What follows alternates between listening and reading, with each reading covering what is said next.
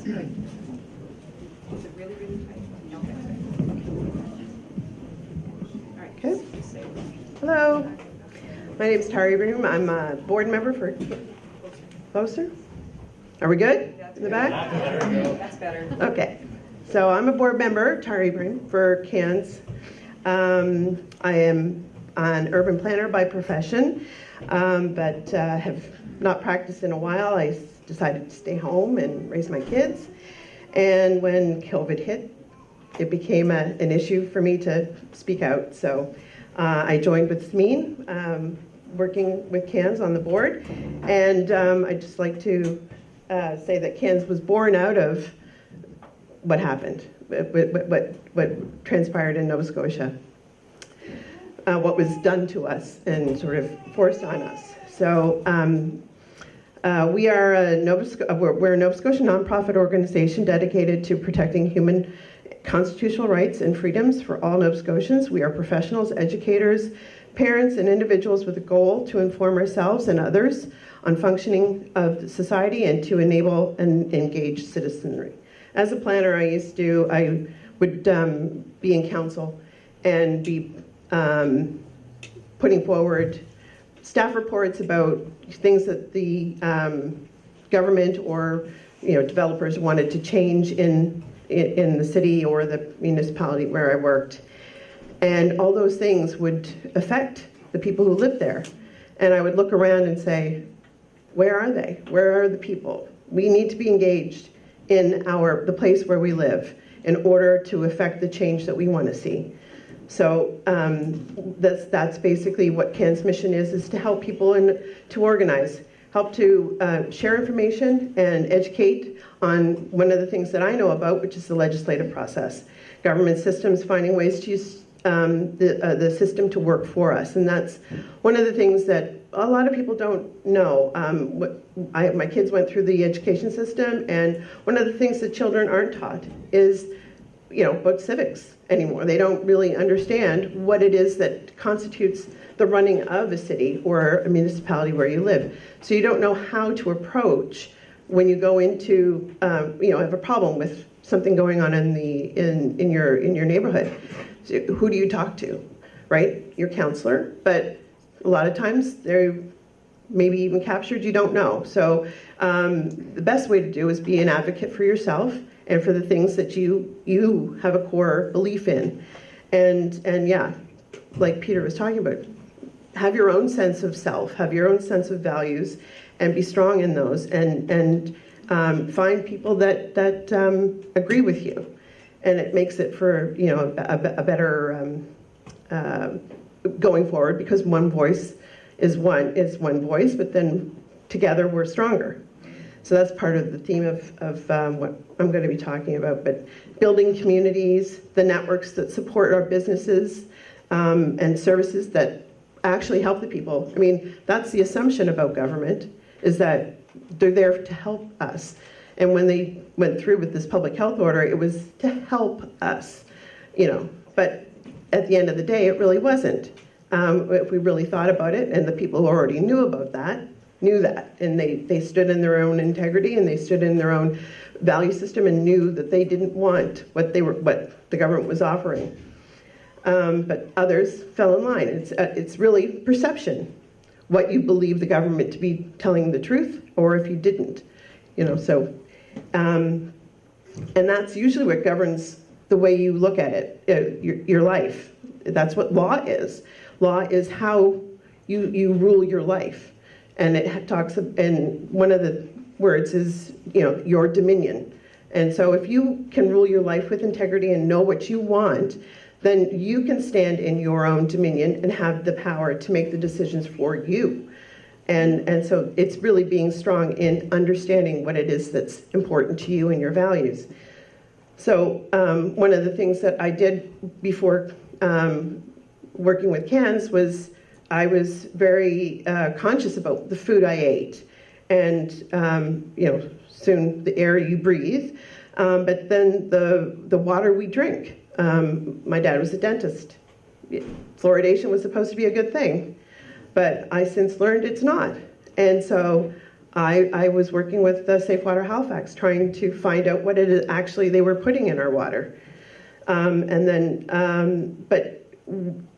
you know, working with people, Safe Water Halifax, working with people was the way that we were going forward. Now, little did we know, we didn't know the whole background of why fluoridation happened, but so, you know, understanding and doing research and understanding the people that you're dealing with, you know, it's good to know those kinds of things. So one of the overall sort of, the next slide there. One of the big sort of perspectives that we need to have as citizens is what it is, what is the law, what governs us, what the government, you know, rests their hat on. And basically, I mean, we can all agree that our government is structured by the Constitution of Canada. And within that document, not everybody agreed to it. They never signed on the dotted line, right? We didn't sign and say we agree with the Constitution, but if you go into the courts, they will agree that it is the supreme law of Canada. So let's go with what they think, right? If we can get them on the tactic that this is what they believe and this is what they're telling us to believe to be true, or that is the supreme law, then let's go with it. So if you go down to section 91, which talks about the legislative authority or the distribution of legislative powers, you'll see that it says, it shall be lawful for the Queen, and by with the advice and consent of the Senate and the House of Commons, to make laws for the peace, order, and good government of Canada. So that's a really great statement that every Canadian citizen can use going forward. Are you, government official, public servant, in the courts, with the judge in your case, are you operating outside of the Constitution? Because this is a constitutional statement. And so what we're looking to do is, as Canadians, go ahead and start challenging in the courts these notions that these laws that they're putting forward, all of this, the onslaught that's going on with, you know, C40, what is it? C40. So what is that? Well, it's actually a UN, a body that is an international body that's coming into our sovereign nation and trying to take over at the grassroots level, at the municipal level. Well, we have an excellent argument. That's unconstitutional. You can't come in and do that. The municipal government is not mentioned in the Constitution, but you have the federal and provincial aspects of legislative powers. And so everything's delineated there where we can look to finding the rules that these public servants need to follow. And if we can all agree that the Supreme Law of Canada is the Constitution, then that is our measure, that is our criteria that we need to balance everything that they're doing. So that's how we hold them to account. So the next one is just, oh yeah, okay. So in section 52 of the Constitution states that it is the supreme law of Canada. It says the Constitution of Canada is the supreme law of Canada, and that any law that is inconsistent with the provisions of the Constitution is, to the extent of the inconsistency, of no force and effect. So meaning that, you know, if you look through the distribution of legislative powers, for example, we have the Health Protection Act in Nova Scotia, so you would think that health was one of the ones that was a legislative power of the province of Nova Scotia, or any province within the Union of Canada. But it isn't, it's not there. It's only hospitals. So we almost have, well, perhaps an action that we take in the future is to challenge the constitutionality of the Health Protection Act itself. So those are types of things that we can do in our court system to take power back for us, because ultimately the government is us. The government is by us, for us.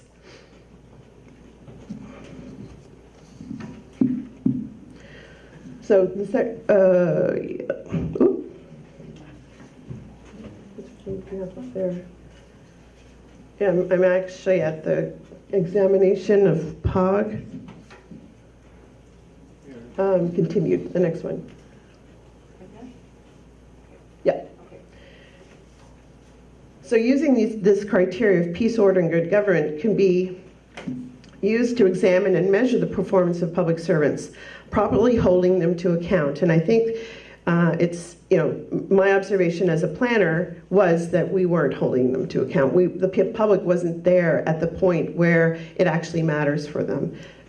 Mainly because, the distractions that they give us, we are, a busy life, we can't attend for every single issue. However, back in the day when I was practicing, council was held at night, so people, if they had a job during the day, they could attend. But now it's during the day, and a lot of these things are being passed through, but without our consent, and it requires our consent. We need to tell them that. We need to tell them that we do not consent. And then, based on their spending or their enactments, carbon tax, the bill of 419, that was amending the Personal Health Information Act.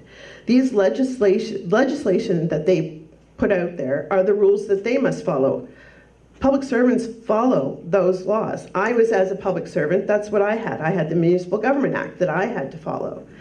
So those are the rules. And when you stray outside those rules, it's basically illegal. But what we call it, in terms of law, it's called ultra vires. They're operating outside their authority. And if we don't hold them to account, we're essentially saying it's okay, right? So we need to put the voice, our voice is very important, and part of it is, voting, is participating in their system. But when we vote for our representative, we also can say, we demand that they take an oath to us instead of the party that they're, working for or part of, and make it a contract, because pretty much everything is a contract. We are not powerless, and the proof is in that whatever they're doing to divide us, the proof is that they're trying to divide us because they know if we do unify, if we do come together, then we're more powerful than they are. So it's very important that we know who's on our side and build from there. And working together is the best. We must act with unity and share our efforts because they are powerless when we work together. If we accept what they have done, what the breaches that they have done, then the rules that are set out in the legislation, then we can expect more of the same. So basically, this is just a precursor to what's going on, what could go on. But now we need to do what we feel in our heart. And so whatever we feel, whatever we know to be true, what our integrity is telling us to say and do, we need to unify, and then we also need to take action, because that's where they understand what it is that we're doing, or how we want things to go. So one of the statements, the next one, every email represents about 10 people in terms of the legislative bodies. Every letter, 1,000 handwritten letter, and every call or in person is 10,000. So for every person that goes in and talks to your representative, that it can represent 10,000 people. That's the way they look at it. So you have to put them on notice. Write your letters to your MPs and MLAs, file complaints. Every piece of legislation has within it a method of redress. So if you go, right now I'm helping out some people in court for COVID tickets. A justice of the peace gives a bad ruling.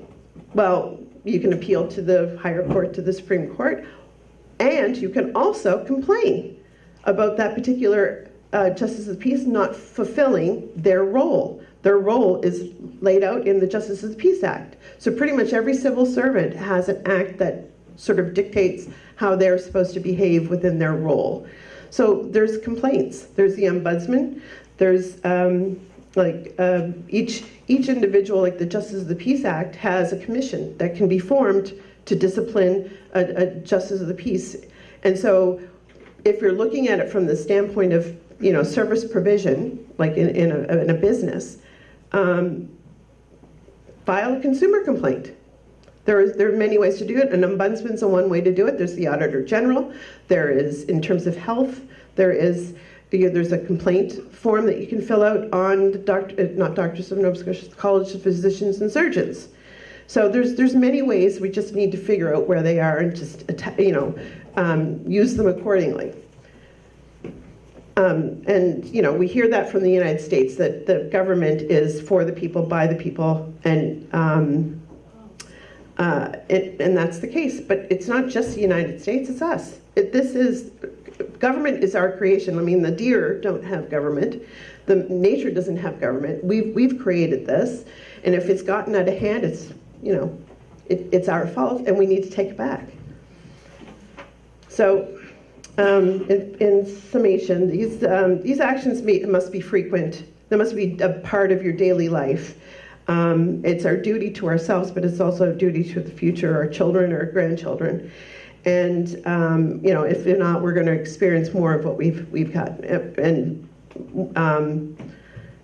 exponentially worse. So it's not only imperative that we do that; it's the only way to win this. It's to unify and to act. And this is I don't know how to say his name, but this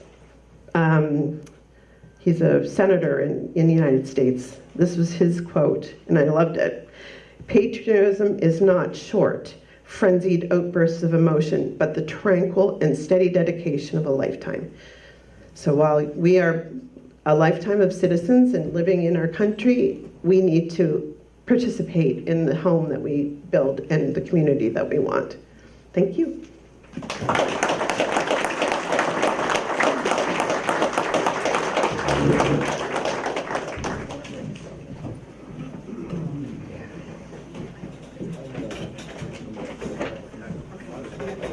Tara, does your group take members? Oh, totally. We have our membership sign sheet. Okay, thank you.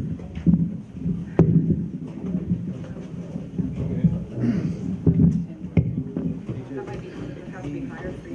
Yeah. Make sure it's tight, because it's a little broken.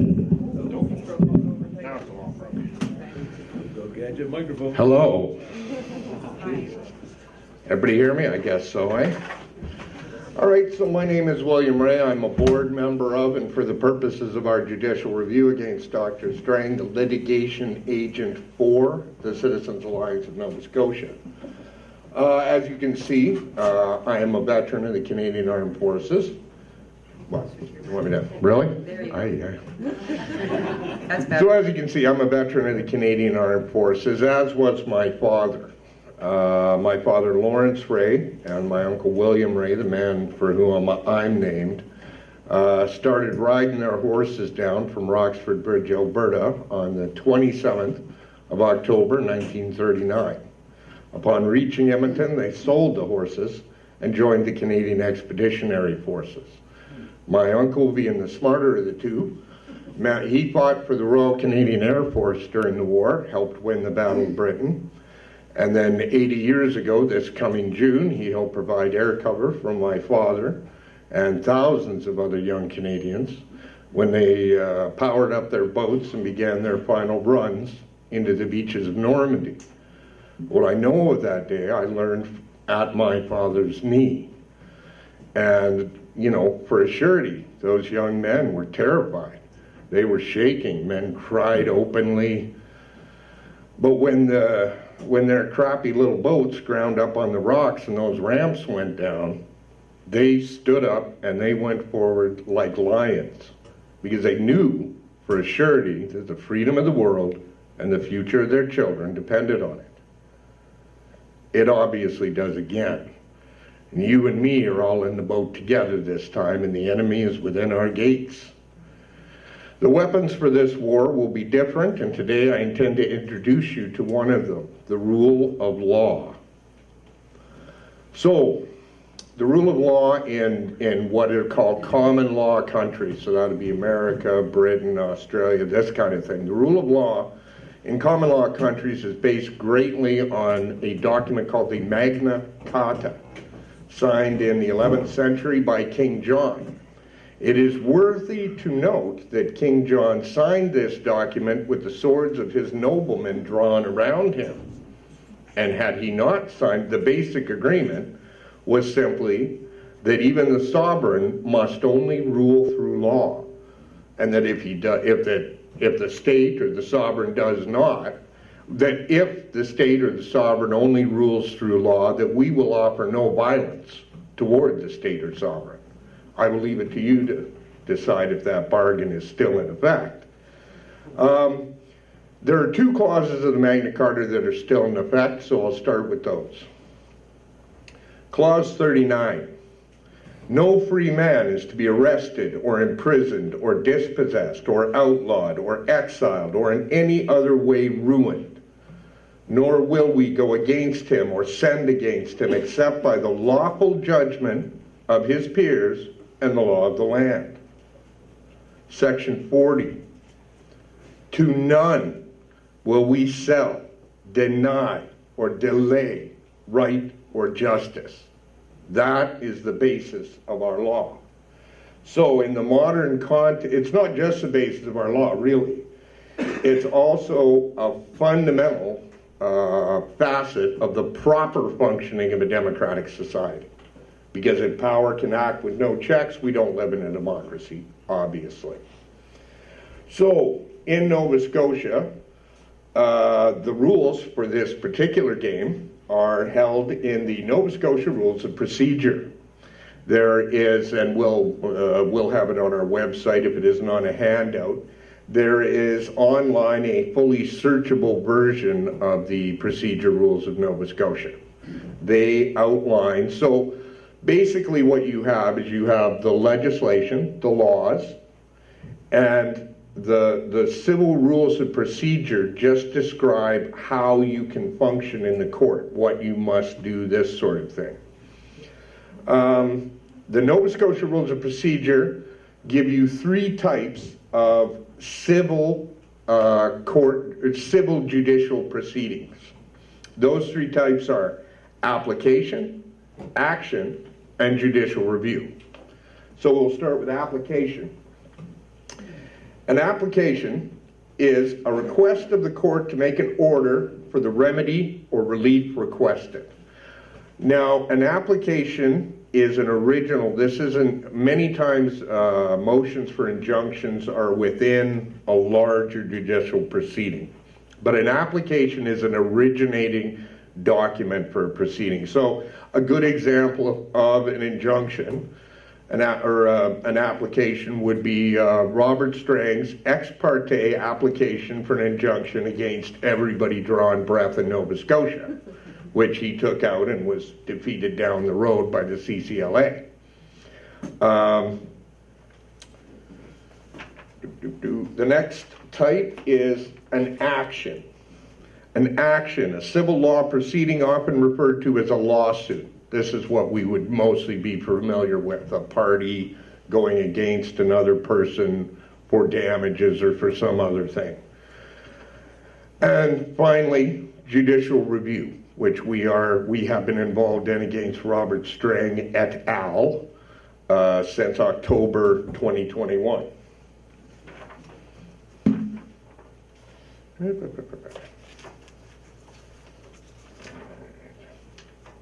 Yeah, perfect.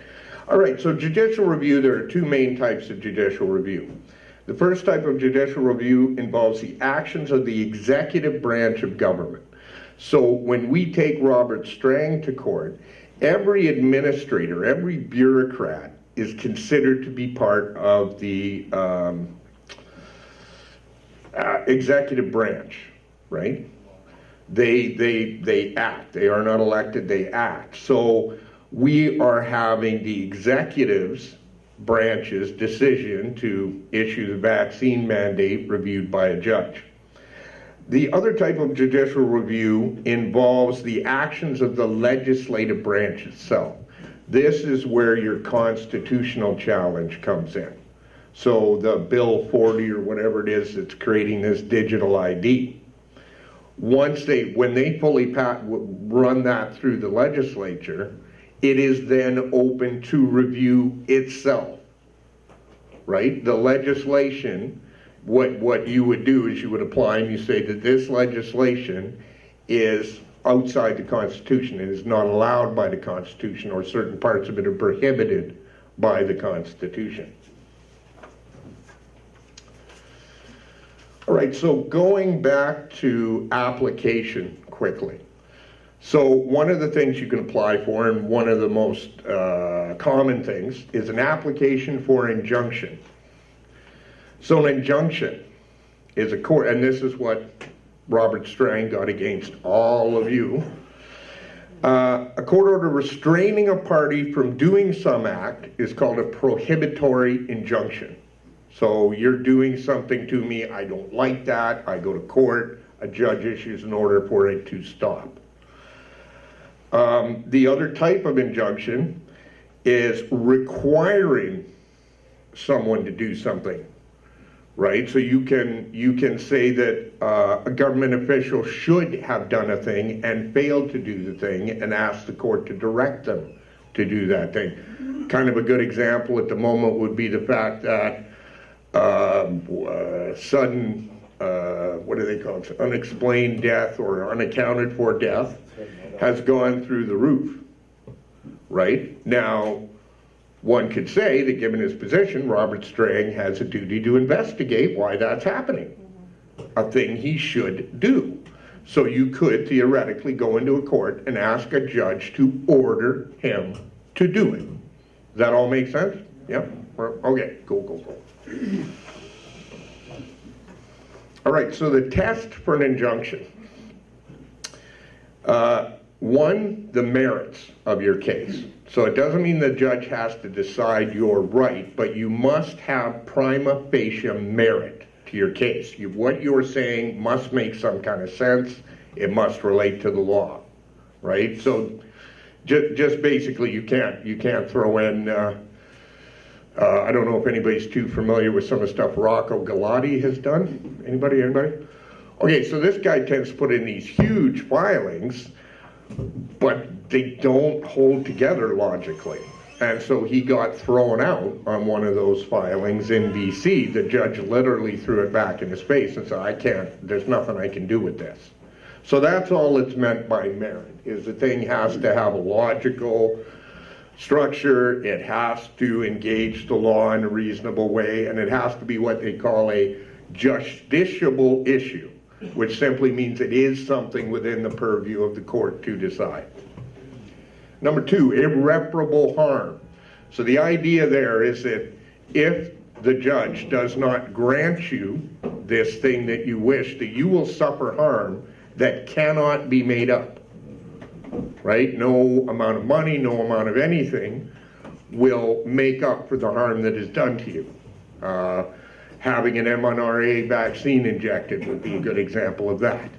There's no amount of money or anything else that can change the fact that you had that injected. Balance of convenience is a bit of a weird one. It basically, the judge has to decide that on balance, granting you what you're asking for will cause, that there will be less harm caused to the person you're going against than will be caused to you if the injunction is not granted. They call it balance of convenience. All right, so we have next. Okay, so this is an injunction that we recently actually filed. I don't know how many of you are aware, but the nurses and people that fall within that, back February 21st, these people have been off work for 2-3 years. February 21st, they were sent a letter that told them that if they did not reply, or if they did not let the Nova Scotia Health Authority, which private corporation, by the way, if they did not let them know their intentions by the 15th of March, 15th of March, that they would consider them to have resigned their position. So what we did is we went into court on behalf of an individual who was asked that we redact their name. We went into court on behalf of this individual, and we filed an ex parte application for an injunction against Nova Scotia Health. We filed an ex parte. Now, ex parte just means that your opponent doesn't get any notification of what you're doing. They're not aware of it. It's you and the judge, and that's it.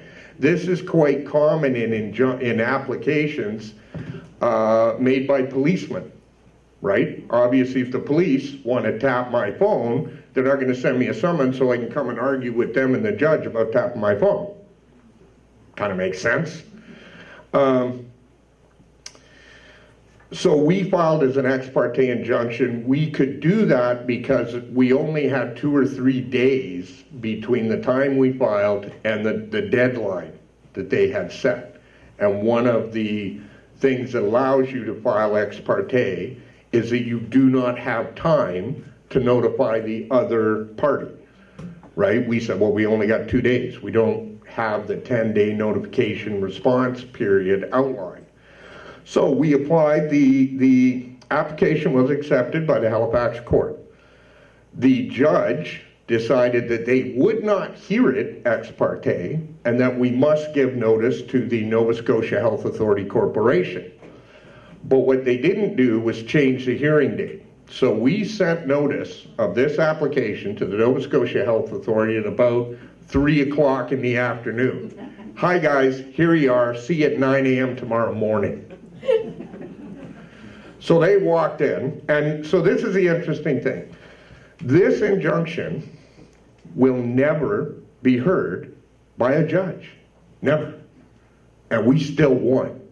Because Nova Scotia Health Authority, given our argument here, basically was this, that resignation is described very tightly in the collective agreement that this person worked under. And to resign is you quit. You send them, you write them a thing, says, I'm out of here, I don't like you. And if you don't pull that back within 10 days, you have resigned.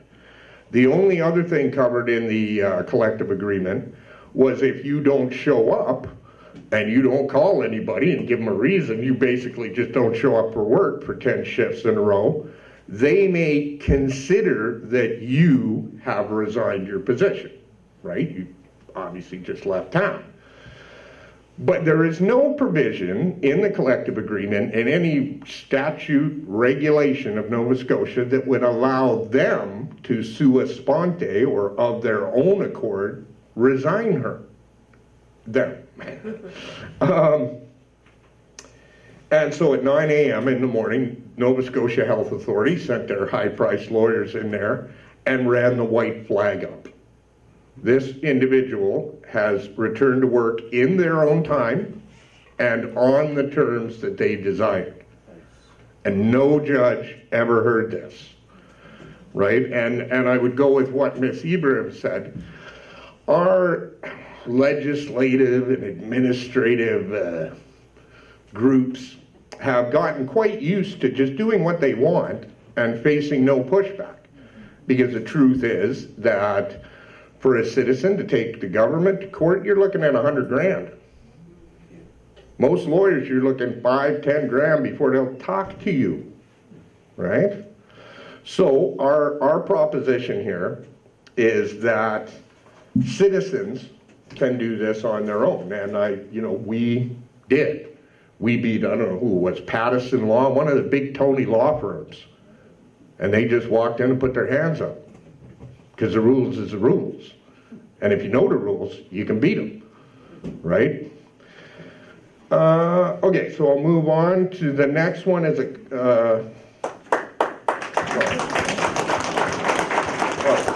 not done yet. Okay.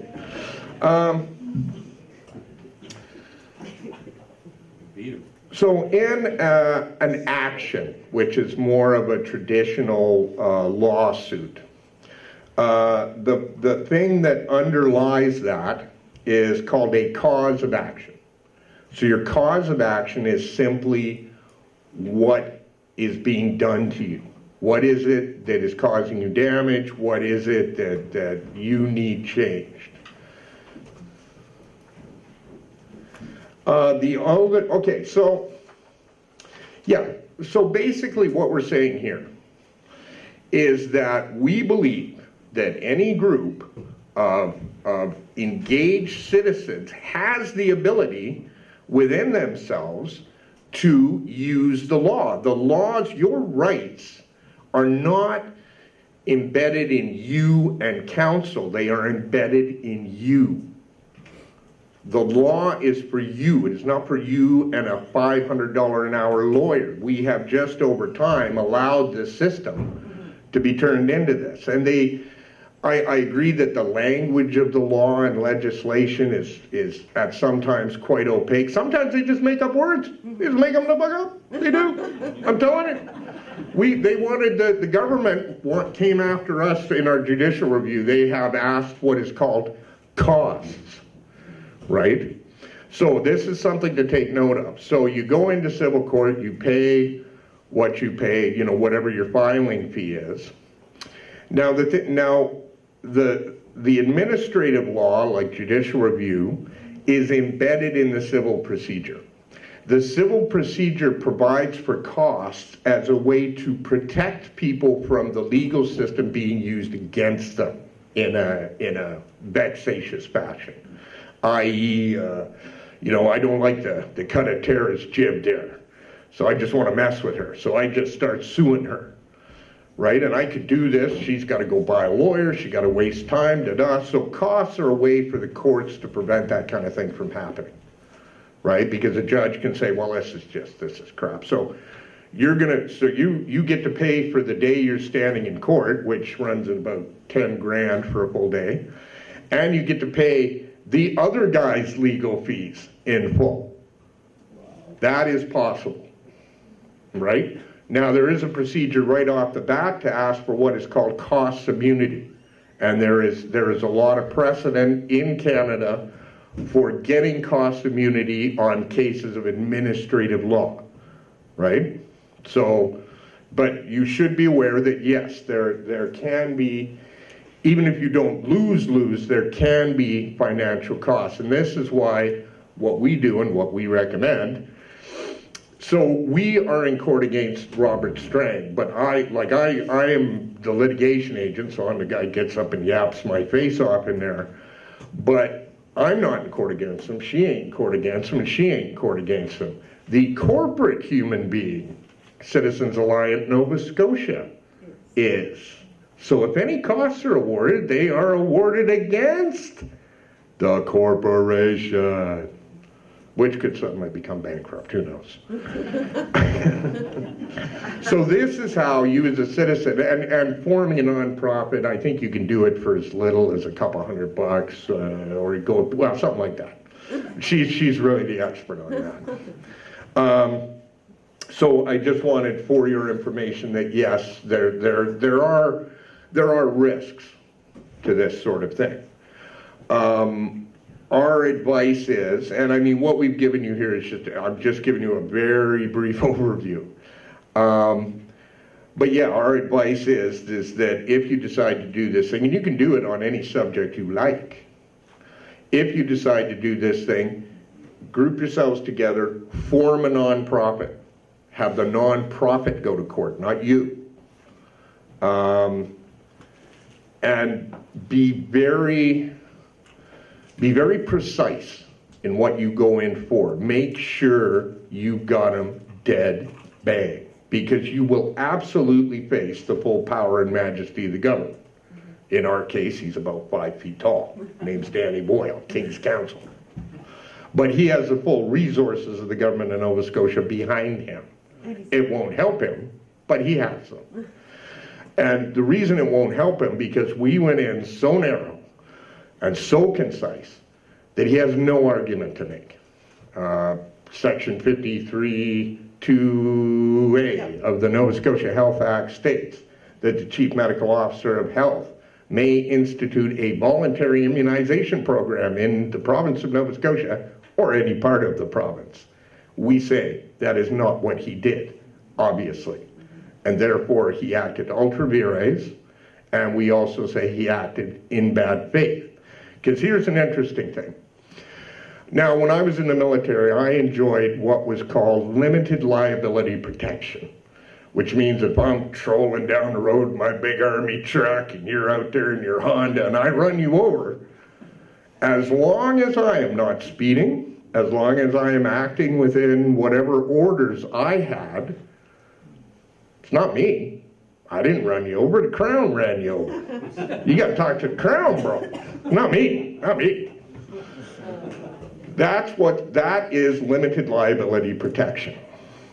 But the thing is, when I was in the military, and I was told this very precisely, the moment I went beyond my orders, the standing regulations and whatever else, the law of the roads of the land, poof, I'm under the bus.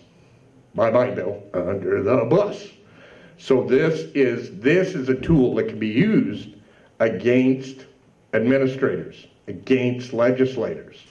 We have asked that the judge declare that not only did he act ultra vires, but that Robert Strang acted in bad faith.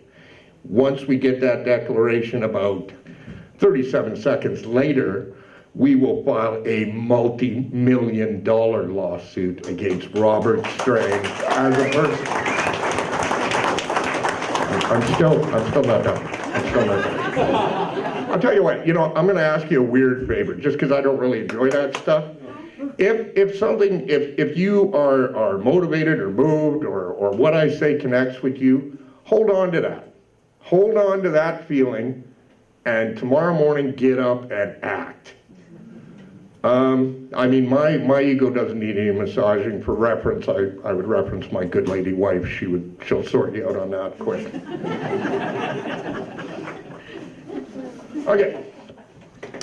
So, as a Citizens Alliance of Nova Scotia, and like Ms. Ibrahim, I would invite you to join. I think it's more useful to have boots on the ground than dollars in the bank. So, what we're doing, judicial review. Am I supposed to update them? Or? I think that's Tar. Well, we can vote. Oh, okay. Yeah. Oh, okay. Well, did you want to do this one? Yeah. You want to finish up that part? Yeah. Okay. I can count it. Okay. Well, we can. Thank you very much. Well, we can stay. Questions, so you can stay. I'm just going to tilt this down like that, so it's like. No, it's fine. Yeah, I'd rather not. Okay, so Will just gave a little bit of the judicial review update. So we're in court on the 24th of January for a public interest standing. One of the things that we did was it was outside of the legal application. So when we put forward the motion, we also had a public interest campaign to ask the public of Nova Scotia what they thought of, if they had interest still in this judicial review. And we got around, what was it, like 35 letters into the court.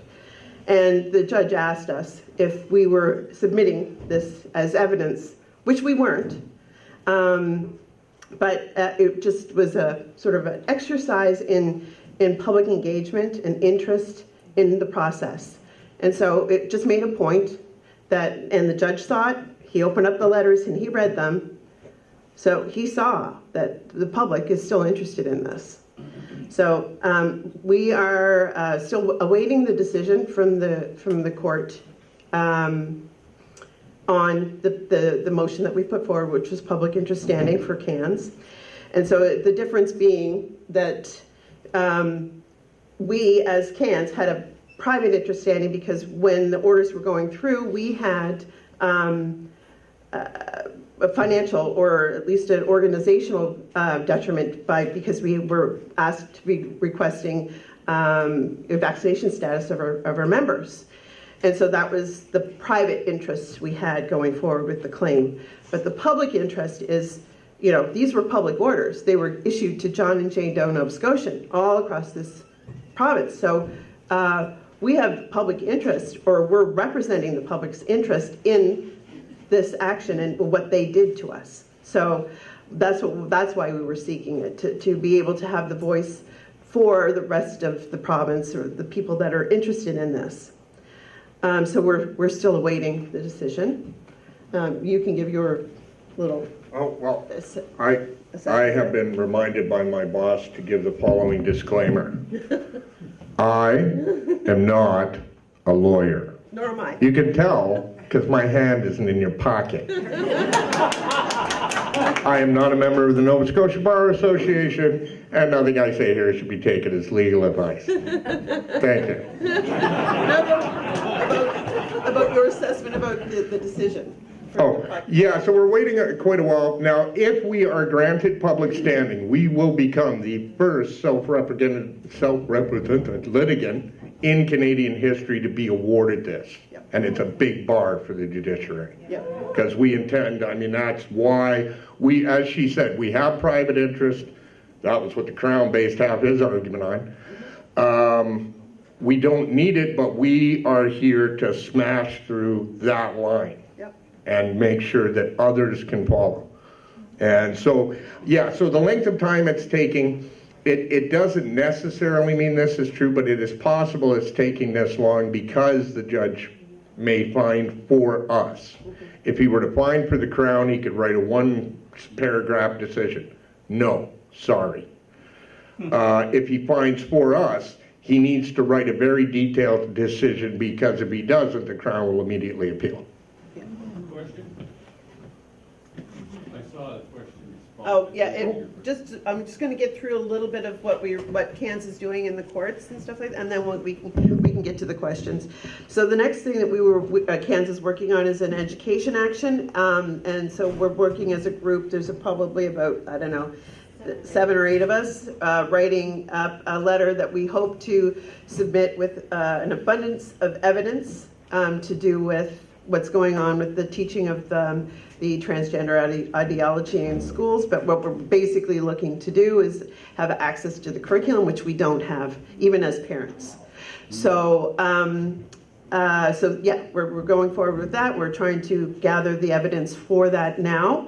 So if anybody has any sort of bugaboo about that, please get in contact with us. We are looking for actual evidence, something that has happened to your child, say in school, or any access that you have to any curriculum, like leaflets that come home and that kind of thing. And if you have brave children, not asking for, not suggesting you do this, but if your child's so disposed to be able to have a phone going on during class time, that would be great too, but you didn't hear it from me. The court actions that we're doing are self-representation. So I mentioned earlier that there's several people in court over COVID tickets still to this day.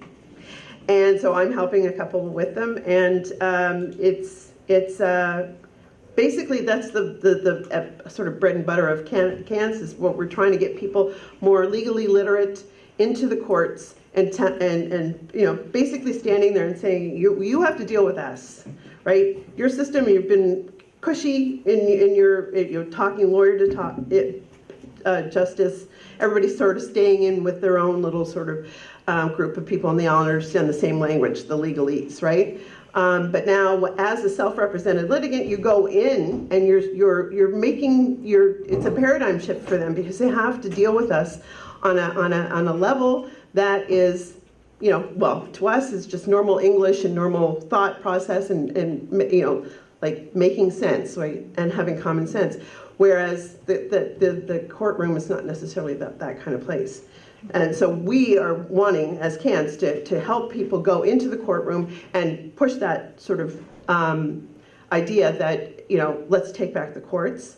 Let's not have it only for the elite. If you don't have 100 grand, you can go forward and actually do some damage to their setup.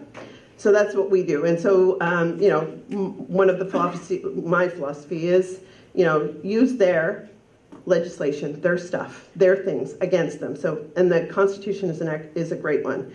And so we are also looking at lobbying efforts. Samin knows a little bit more about it, but as a municipal planner, and there's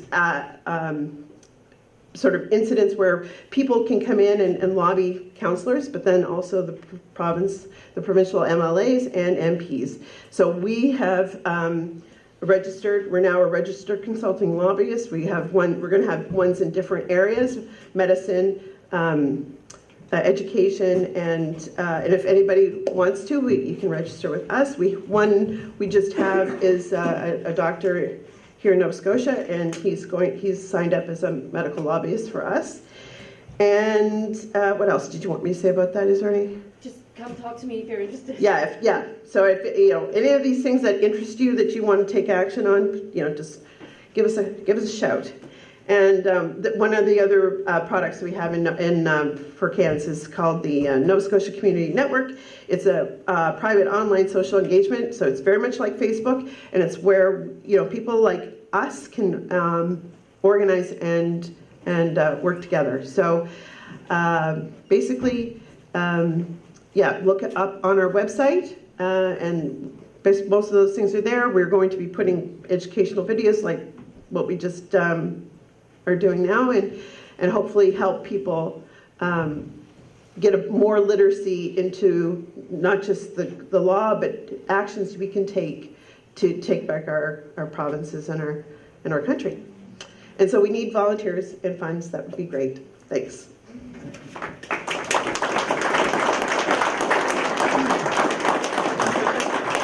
Any questions? No, see, we could. Yep. Go ahead. I would like to thank you. I witnessed you in court last time. It was the day before my court date. We just got rid of our lawyer. We had 5 civis people who had just gone to your, and I had witnessed what you said. Your audacity to bring the honest truth to that judge was so beautiful. You inspired me. I've been questioning the same thing in court. I've asked that the professional bias towards the free citizen, the free natural man, be removed. Like electronic CDs not allowed to be given to if you don't have a lawyer. So I've been challenging that. So this is a Crown attitude, right? Anything under digital thing they don't give until you show up in court or the prosecution office or at the RCMP station.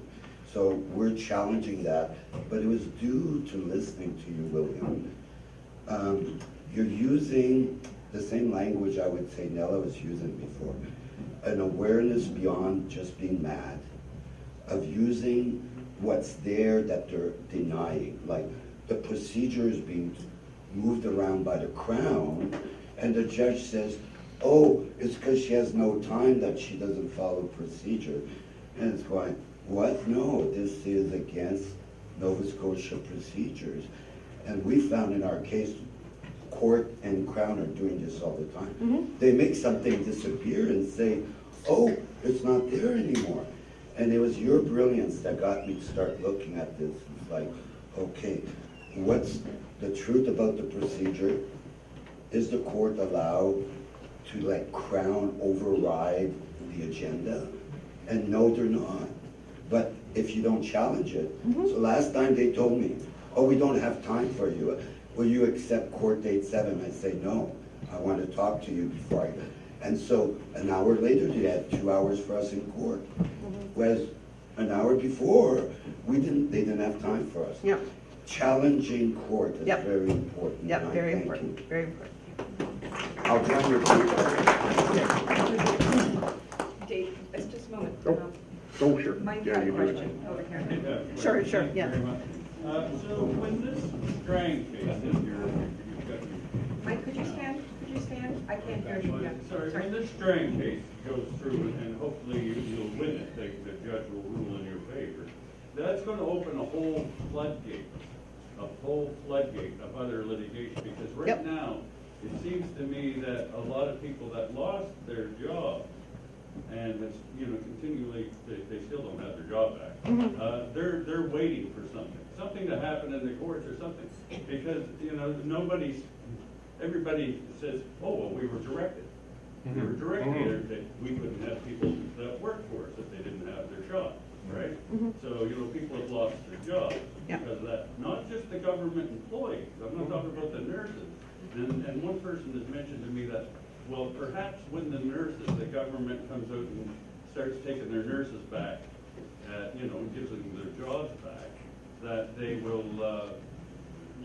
then they might consider giving other people their jobs back and making maybe even some sort of reparation for it. Oh, not unless you ask. You have to ask. That's the action that we need to take in court. Yeah. And my question is there any actions being taken now against that for not people that work for the government, not the nurses, not the teachers or anything like that, for just the common folk? That all of a sudden the CAO decided that they couldn't work for us anymore because, they didn't have a job. Well, we have two things that might be of interest to you. There is an individual who he worked for corrections. He was let go over the jab mandate. And so he's in the final stages of an internal grievance with the NSGEU, the government union. He expects to be told to go pound sand. The second we will be going to the labor board on what's called a Section 22 violation complaint. We will be taking the union itself in front of the labor board and basically saying that they, did not do their duty of due diligence in 2021 because prima facie, Strang didn't have the authority to issue the order. And they had a responsibility to ensure any mandate given to them was legal, and they did not. So we hope to, before the time our matter comes to an end, we hope to bring that up and to force the union. Right now what they're doing for the nurses, and I think everybody else, because of a arbitration case in British Columbia involving Purelator, the decision came in that no, you can't rely on the fact the government told you to do something and wash your hands of it. Especially once the government itself lifts its mandate, which happened quite a bit. Like Strang lifted his mandate like 2 years ago. NSHA kept it on, just like Purelator did. So the unions for the nurses, and I guess the other government workers, are now willing to grieve for their back pay back until May 2023, when Strang lifted his mandate, because they're saying, well, you had no legal authority to carry it on past what the public health officer did. Of course, our argument being is that public health officer had no legal authority to do it in the first place. Right. Thank you. Mario? Well, just very good. Thank you for sharing all that. Is anything being done for the military guys that decided not to get vaccinated and left their job?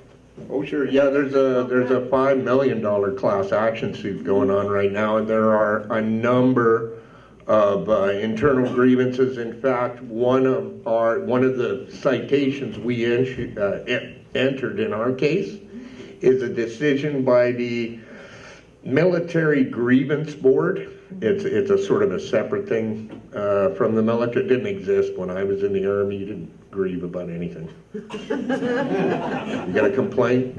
Anyway, so they actually issued a finding about a year ago that said that the Army had violated these people's constitutional rights because it was too broad, yada, yada, yada. So yes, there is. Is there any provision to have a separation of powers between health and the executive side of Nova Scotia? And keep politics out of medicine, keep medicine out of politics.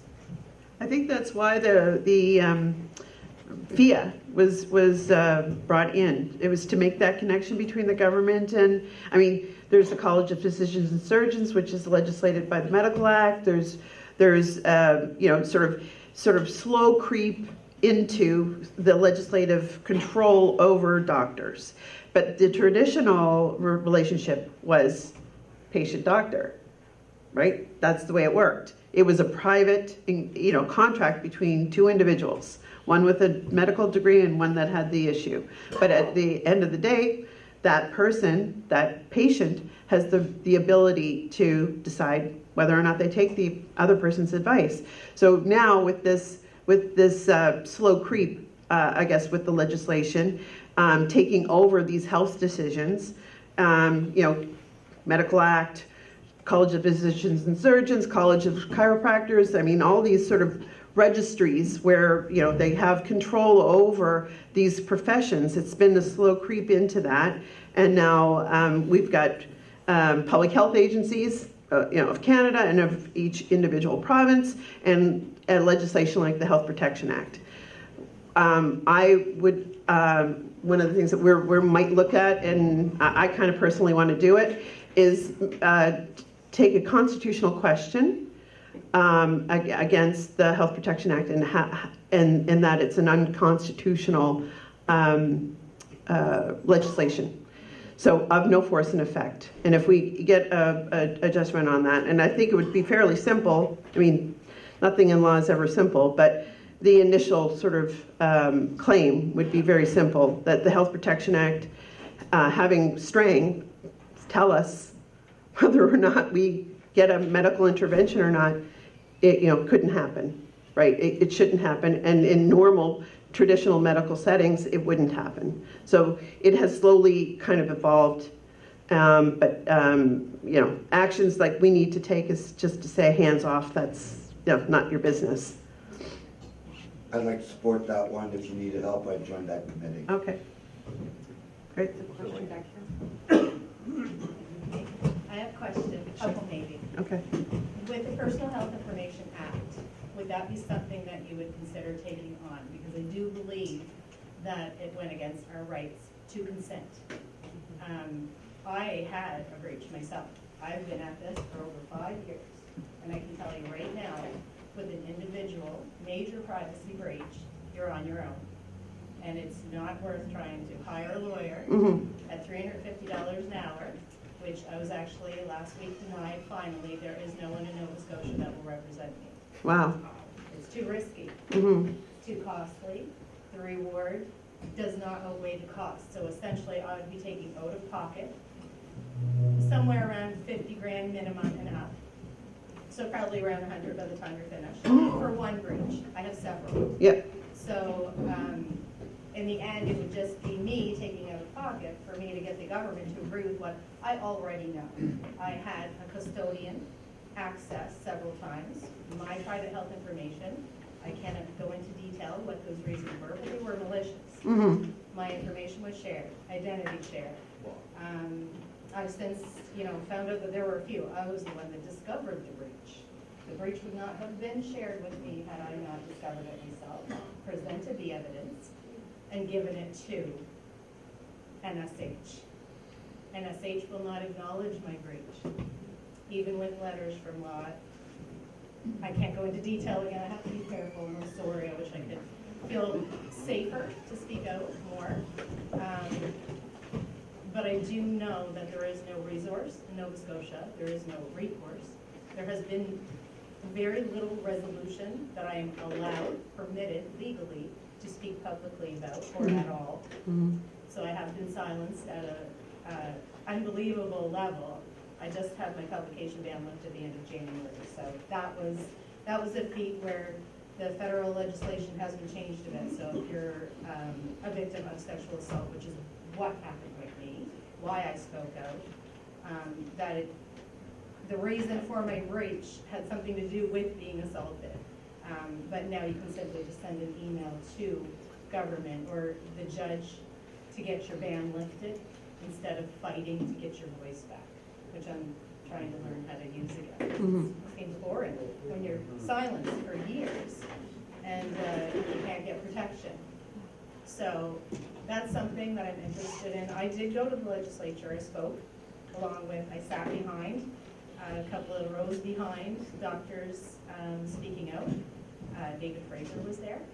That was during the That Law was Amendments the- Committee? that was Yeah, the- yeah. So everyone was protesting the tax, which I'm all for, but their attention was away from this other information grab that was happening. Now, I've already been blocked. I was warned through private messenger yesterday and blocked for the second time through MSH on public Facebook page that I am spreading misinformation. I'm a victim of privacy breach. I'm a survivor of much more than that. And I've had enough of this. Now, I don't know, eventually I will be getting more involved. I don't know what party. I don't have a political background. I don't have a legal background. I don't have a degree. But I do know that the Personal Health Information Act said that that couldn't happen. And my concern now is that they just kind of left over all the procedures. I believe that there must be procedures that should have been in place for our safety, to provide safe healthcare through the federal act. And I do believe they kind of blew by everything. I'm not, Sure. Don't quote me. But I do believe that there probably were steps that should have been taken for our government before they amended that law 419, section 110 of the Personal Health Information Act, giving access to the health minister, and then whomever she appoints. It's very vague. That could be international. She could appoint someone in another country. We really don't know what the answer is. Right, because the right? term is person, and person can mean a corporation, which I do believe it means the app. The app Exactly. developer, that's a corporation. Yeah. And so they'll be a custodian without the title of custodian. Doing, Yep. and what do they need it for? And it's, so as a result, my concern was that for, like private therapists, it's supposed to be confidential. That's why you go. You build trust, you build a relationship, you create a bond. And if you get a good therapist, you're willing to share your private health information with them. Now, that is something that the government can mandate a doctor to release notes and things like that. I've actually had a breach recently happen in the last couple of weeks. Yeah. With breach of trust. So information was shared that has already caused harm to people that I know, care about, myself as well, just having it happen. And now I'm moving on to the board. And as far as, reaching out to the ombudsman, I did. I've been asking Tim Houston for a meeting for 3.5 years. Met with Jill a couple of times, so she was well aware. Even before this Personal Health Information Act law amendment happened, they were aware that I already had a breach happen and the damage that can cause. My concern also is that if you're involved in if you're an assault victim of or any kind of assault, you're a victim of a crime. You go to your doctor and you're sharing, information, names. Sometimes, people get raped, they have to go for rape care, men, women, children. And so that's evidence files now on file. And what they're saying now is that those notes can now be accessed by a political party and for a third-party app, which to me, that has to impact our legal system. The validity of those files needs to stay as confidential. It needs to stay confidential. It needs to stay as valid and true in those notes as they can be. And, sometimes the information is inaccurate. You can, request. Or somebody's opinion, right? Exactly. Yeah, Or- whoever's writing it is their opinion. Or have they been amended? Yeah. Are these intrusions that happen? Yeah. Can amendments take place? And do we trace that through technology? Can they say, so-and-so was in there and they changed a sentence, or they uploaded a USB? These are all questions I have and cannot get answered. Right. So I am lived experience that this isn't misinformation, it's not fear-mongering. No. It happened to me. So, and I'm at the end of the journey in Nova Scotia. I'm starting to reach out to try to find litigation, or go and take the bar and go do it myself. That's really what you're faced with. Don't take the bar. Yeah, don't take fire.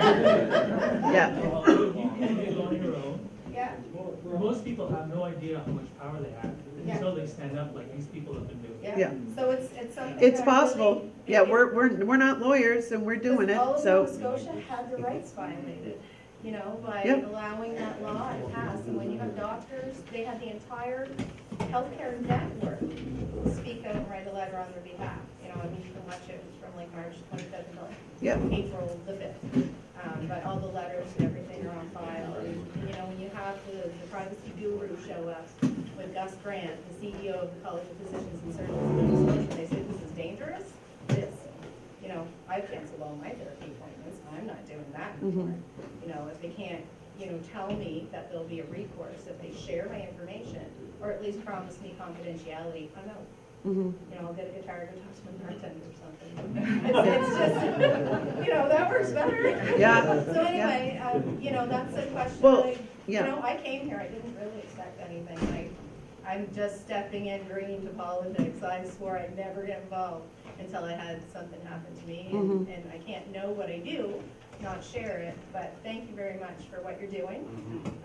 It's really important. It really is. I know Yeah. we're just a small community here, but yeah, this is good stuff. We're not a political party, by the way. No, no. We're an organized group of Yes, citizens. but it's, Yeah. politics is involved in everything. I've learned the hard way, you know, and Well- but you don't always get those responses back, by the way, for the ombudsman.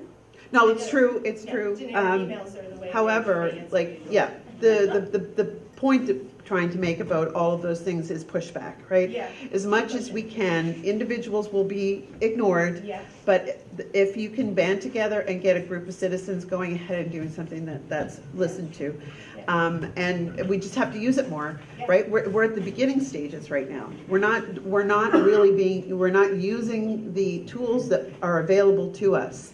And so one of the tools is the Constitution. Yeah.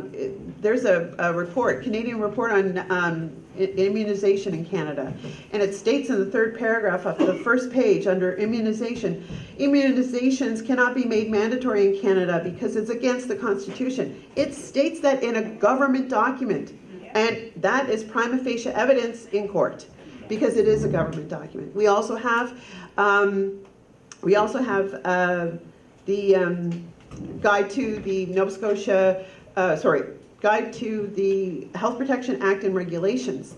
It states in there that mandatory vaccinations can't happen, and it also states even in a public health emergency. This is Strang's own pen to paper document, and he disregarded it. So clearly there's an agenda, of course, we know this.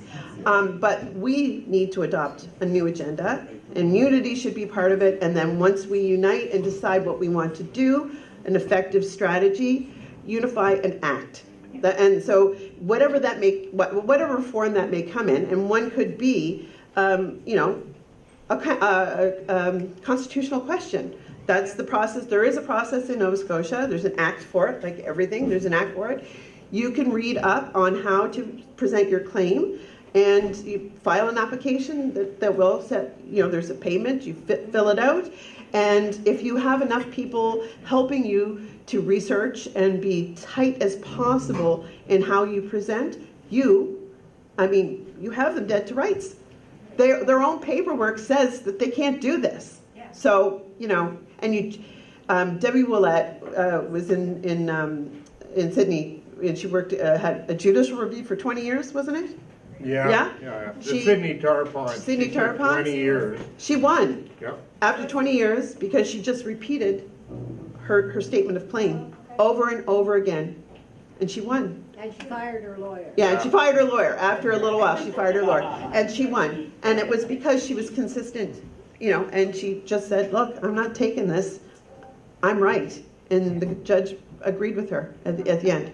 So it is possible, hopefully not 20 years, but it is possible. And if we have enough, unified action, that is where we're going to. So just as a sort of like not a solution, but an idea of a solution, the Health Protection Act, the Personal Health Information Act, that has all to do with medical procedures or medical actions, and those are supposed to be private.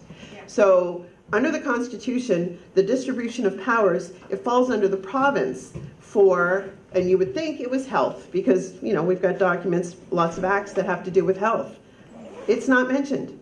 Is it mentioned in the federal? So Section 91. Section 92 is provincial. Section 91 of the Constitution is federal. You would think Health Canada, we have an act for Health Canada. We have an act for the Public Health Agency of Canada. Okay, is health mentioned in the distribution of powers for federal? No. So where are they taking this power from? It certainly isn't our Supreme Law of Canada. So I would say a constitutional question as to the validity or the inconsistencies with the Constitution. It is unconstitutional to have FIA. It is unconstitutional to have HPA. It is unconstitutional to have the Department of Health Act. But we need to take the action. We need to go into court and we need to take those actions and take back our legislative system and remove the things that don't work. Yeah. Thank you. You're welcome. We're done? No one? No? Okay. We've got lots of time, so Okay.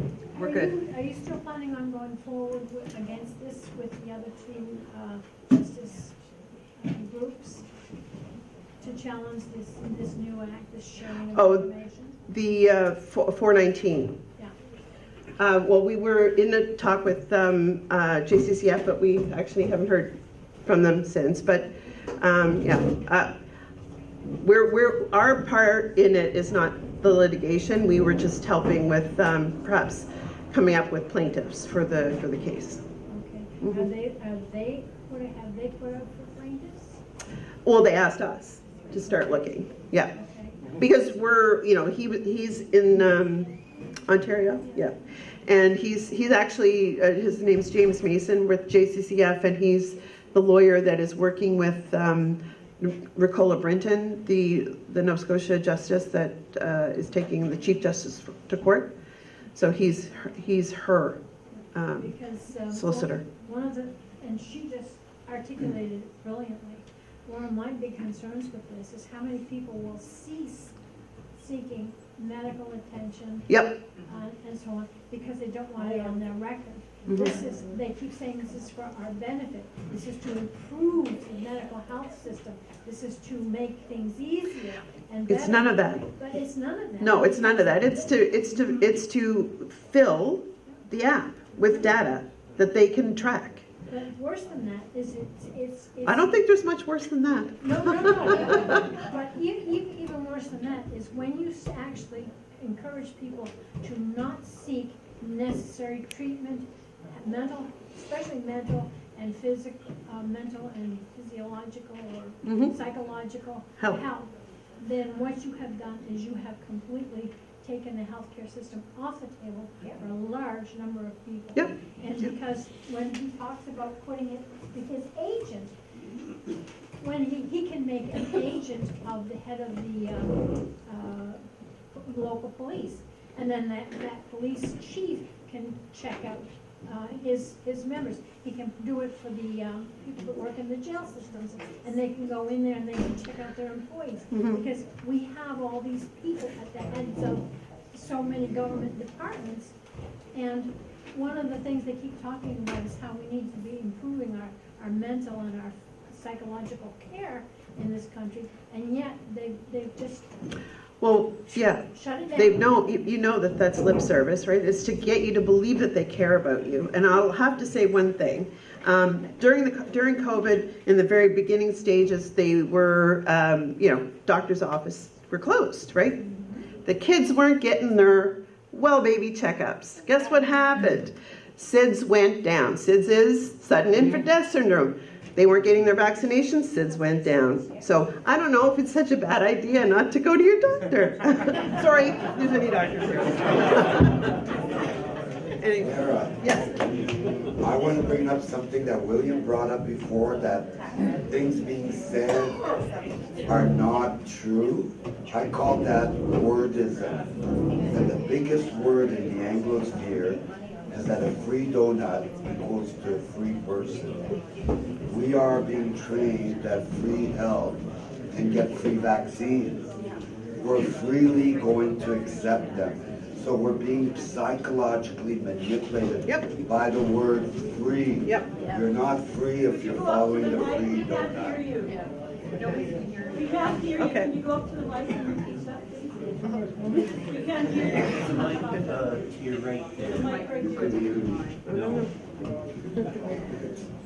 No.